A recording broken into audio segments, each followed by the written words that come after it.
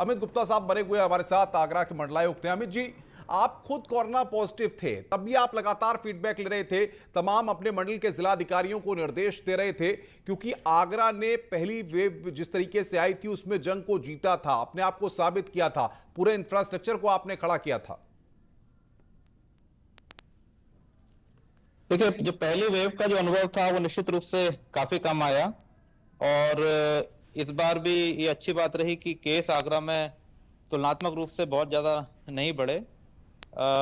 सारे हमारे मंडल के सारे जिलाधिकारियों और उनकी टीम डॉक्टरों ने काफी अच्छा काम किया।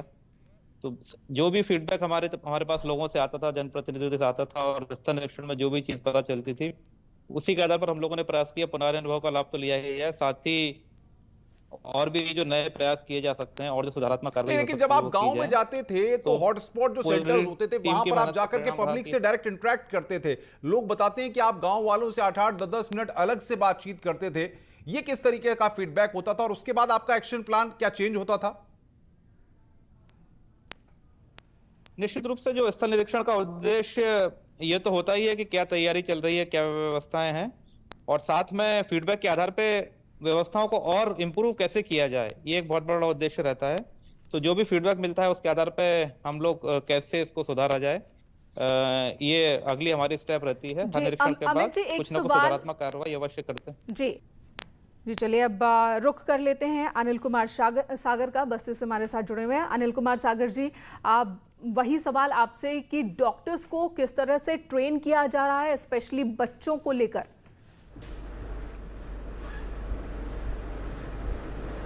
देखिए, इसमें जो ट्रेनिंग की आवश्यकता पड़ेगी वो डॉक्टर्स को पड़ेगी, स्टाफ नर्सेस को पड़ेगी, वार्ड बॉयज़ को पड़ेगी, एनेस्थीसिस्ट को पड़ेगी, इन सब लोगों को ट्रेनिंग की आवश्यकता पड़ेगी।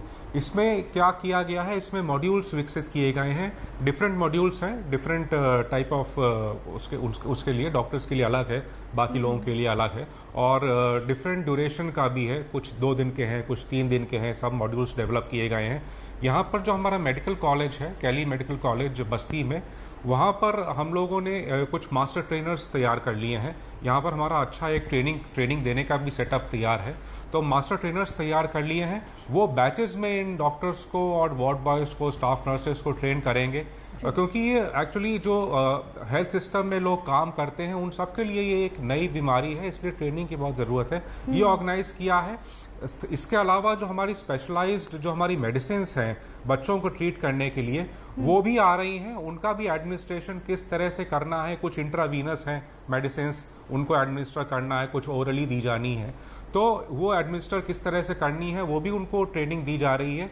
उसके बाद जो टेम्परेचर वगैरह लेना है, कब कब लेना है, किस किस ड्यूरेशन लेना है, वो सब बताया जा रहा है। और ये ट्रेनिंग का प्रोग्राम अगले 1 महीने तक के लिए रखा गया है, ताकि जो हमारी थर्ड वेव आए, ये एक्सपेक्ट कर रहे हैं कि जी जुलाई अगस्त उसके बाद आएगी, तो ये थर्ड वेव है, उसके पहले हम ये पूरा कर लें। बहुत शानदार। ये सारे प्रयास ऐसे हैं जो वाकई में कोरोना से जंग जीतने में बहुत कारगर साबित होंगे। अनिल सागर जी आपका, योगेश्वर राम मिश्रा जी आपका, और साथ ही साथ अमित गुप्ता जी आपका हमारे साथ जुड़ने के लिए शुक्रिया। आपने तमाम तरह से बताया कि अपने अपने मंडल में आप क्या कदम उठा रहे हैं और किस तरीके से कोरोना की जंग को जीतने के लिए, कोरोना के संक्रमित के जो आंकड़े सामने आ रहे हैं उनमें लगातार गिरावट देखने को मिल रही है और हम ये जंग जल्द जीत लेंगे। तो लगातार कोरोना पर कमिश्नर ई कॉन्क्लेव जारी है। रुक रहे हैं ब्रेक के लिए, ब्रेक के बाद कुछ और मेहमानों के साथ हाजिर होते हैं।